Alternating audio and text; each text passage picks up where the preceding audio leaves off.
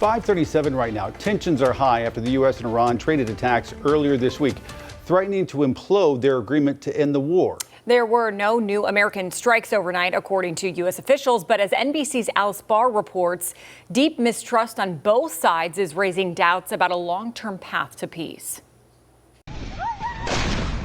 After 2 nights of strikes between the U.S. and Iran overnight last night, a tense standoff, with Iranian state media reporting explosions across the country. A U.S. official tells NBC News American forces did not launch new strikes, but have been shooting down incoming Iranian drones and missiles aimed at neighboring nations.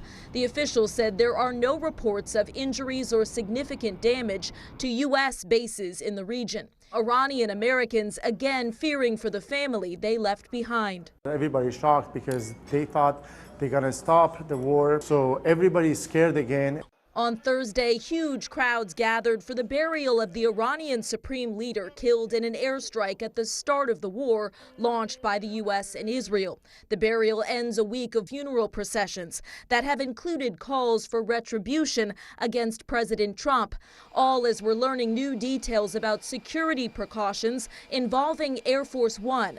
2 sources now say that while there was no specific threat, the Secret Service recommended President Trump fly in the old Air Force One when taking off from the NATO summit in Turkey Wednesday, instead of the new one that was gifted by Qatar and upgraded with what the White House called high-level security protocols.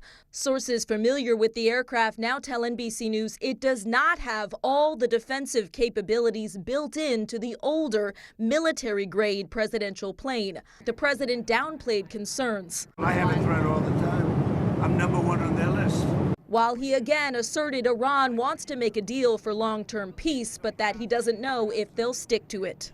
As for the critical Strait of Hormuz, sources and data show traffic plunged through that vital shipping route this week after the flare-up in fighting that started with Iran firing on commercial ships in an effort to exert control over the strait, all of it with a direct impact on oil and gas prices.